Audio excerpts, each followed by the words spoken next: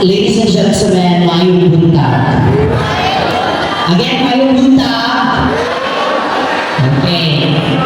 Apat si my heart is happy because I remember myself 2007. Pila na ka-years?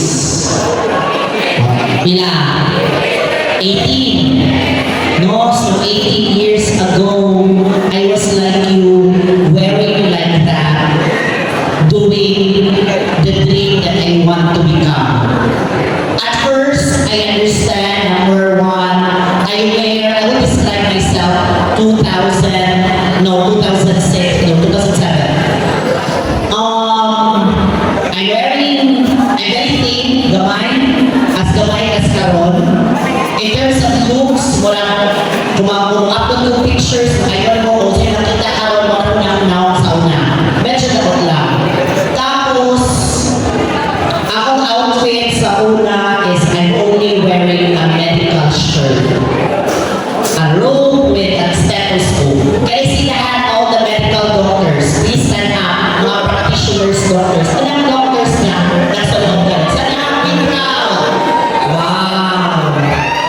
Can you give a round of applause to the future doctors in society? Sit down. I was like them. Way back that year. Yan ako mga medical ko. There's one incident when I was 4th year. One incident happened. Suddenly, may aksidente at mga sa balay, nisulot ang dugo, tapos ang dugo nasa down. And then I said, hindi ko mag-doctor. And then it changed everything. So from the doctor of medicine, I turned to the doctor of education. I learned to read, write, research. And then one thing, ang pinaka-importante na gusto ko makatunan niyo karon. Dream big. It's always been, sir, kung dreaming, dakang rason, pero kung mangandoy ka, dakang paagi. Ako malikon. Kung mangandoy ka, mangandoy o dako. Inikapin ako sa yearbook until today. I always be proud sa akong self. Kaya naman, akong to simple. Dream big, aim big. At a young age, I become a doctor at 28 because I really dream big. And then I became principal. That's not my dream. It just happened. The second thing that I will learn to teach you is it's always been destiny. Kumalik ko na, destiny. Sometimes ang imong gisunog karon may be okay, but maybe God will give you another path to take. So listen carefully when the universe conspire to your dream. Okay, number one, dream big. Ayaw inasunod ka pupin ko. Kung imong mamala, labandera imong papa driver sa motor, usang kabuok ang akong isulti ninyo. Na ako'y kaila, makaroon ng kuha o doctor in medicine, iyang mama, labandera ra.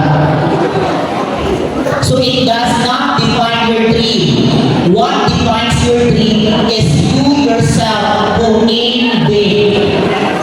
So pag-ambisyon, bahala mo yung silingan na kahigas, pupirabaya mo, ayaw. Do not listen to them. Listen to your dreams. Second,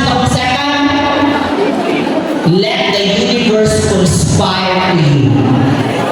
Even if ilaw ka o pa, always listen to all the path that you are destined to be. It's not always in your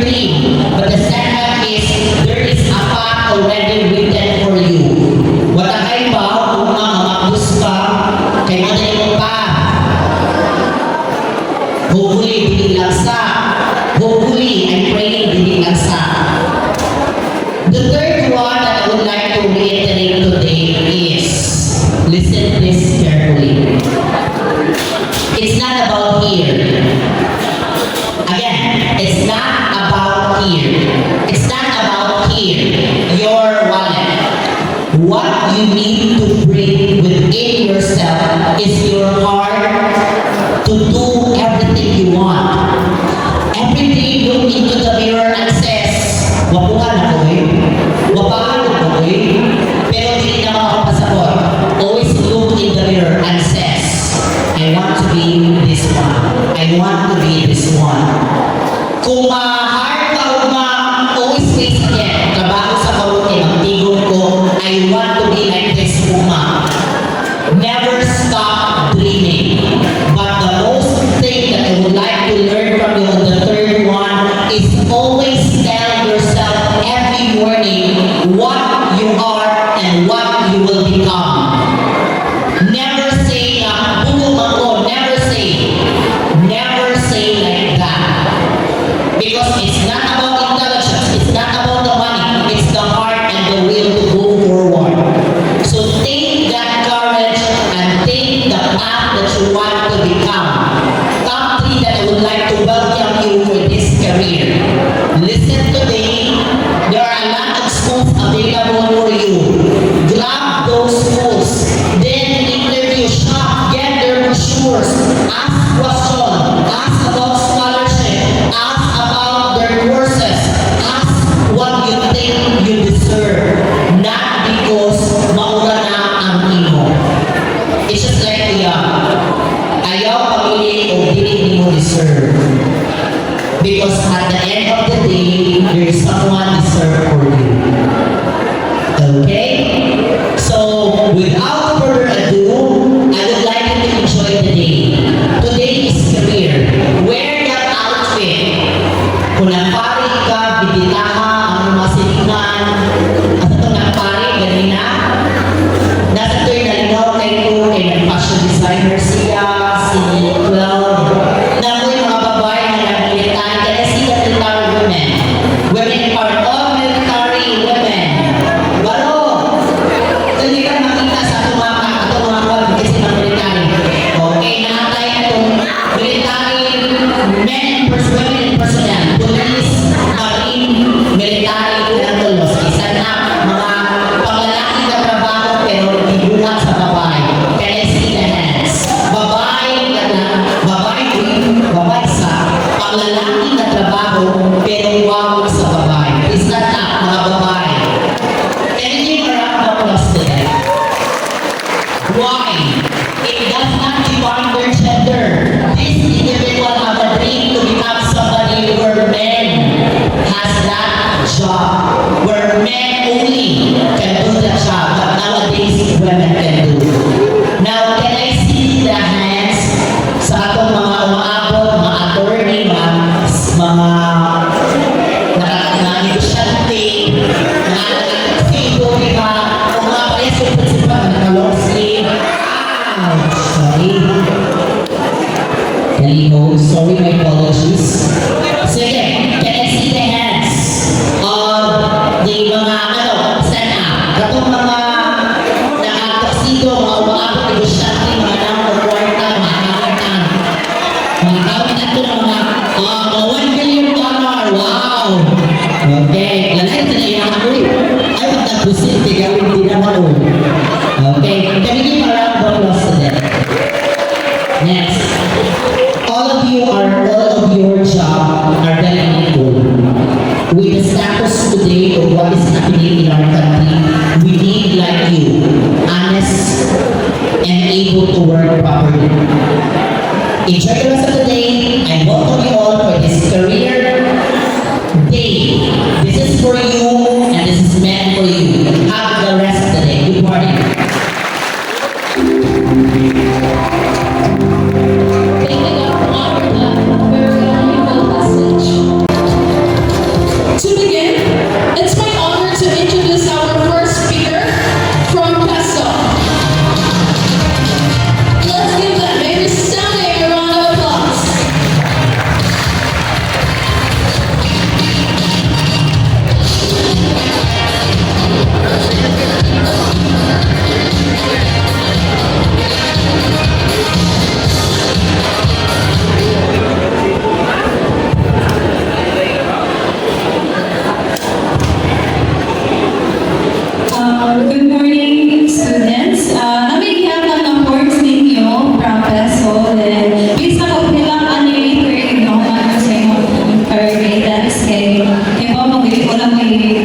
nila. Dili ko balang sa mga picture. So, ang kaling siyang form is para rin siya sa mga PIS nga i-encode para nasa may record ato sa ato. Like, once galing na ilang money na encode na mo, then pwede may endorse ninyo sa employer sa mga company. So, Career Guidance and Career Development Support Program or CDSP. What is PESO? Si PESO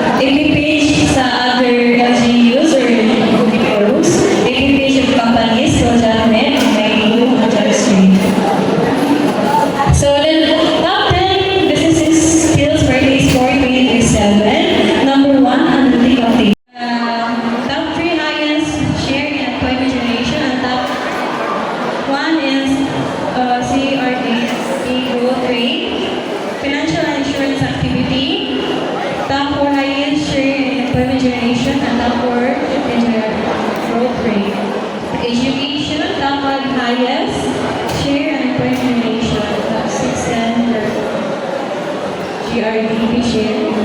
Construction top 12 highest share and penetration and top 3 GRDP share.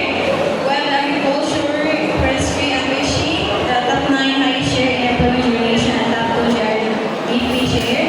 The transportation and storage, top 11 highest share and penetration and top 2 in GRDP growth rate.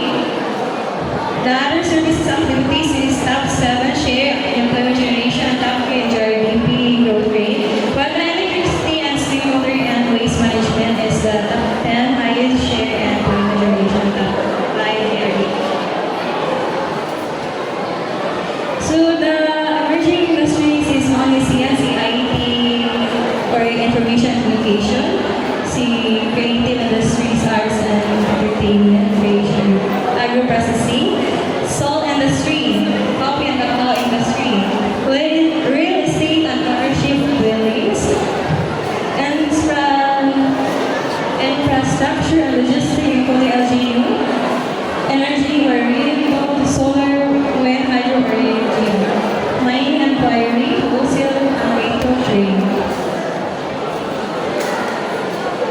So, everyone occupation, only CSA construction, Simason carpenter, electrician, welder, lineman, supporter. Was the hotel restaurant, only food services, attendant, housekeeping, one office staff, or working chains. Information technology, CIT support technician. Administration, software development, cybersecurity, and risk management, while the mining is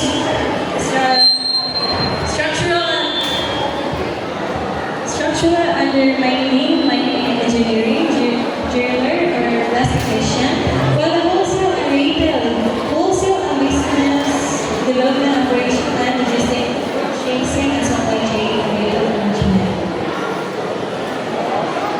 So current total occupation, mining, civil construction, hotel and restaurant tourism, manufacturing, power and utilities. Emerging occupations, construction, university officer, IT or BPL, IT specialist analysis, ESL teacher, the mining and quarry, mining engineer, the wholesale and retail and services activities is risk and fraud officer, telemarketer, digital marketer, and online moderator. So the green jobs is construction, manufacturing, and power and utilities. So the orientation of Republic Act of number 11261, first time job seekers, that's Act of 1890. An act of waiving government fees and charge in addition to documents requiring application for employment of first time job seekers, approved day April 10, 2019. Joint Memorandum Circular number 001 series of 2019, implementing rules and regulation of RA number 11261, signed July 11, 2019. The declaration of policy is the policy of the state to promote all employment and equality of equal work opportunities for its citizens. As such, the state shall expand accessibility to government services and provide incentives to improve first-time job seekers' access to employment. So, covered sa beneficiaries sa first-time job seeker, Filipino citizens, first-time job seeker, actively looking for employment, and residents of the Nueva issuance at least 6 months. Who are the first-time job seekers? Young, graduate of associate degree or bachelor degree. Number 2, completers of technical course or high school graduate. Number 3 is the K-12. Out of school youth does not employ or engage in educational training. A student taking a leave of absence from institution, offering college or tertiary education from technical course. Number 6 is any person intending to work while enrolled in a school college, university or learning institution. So the waiver of fees and charges from the college and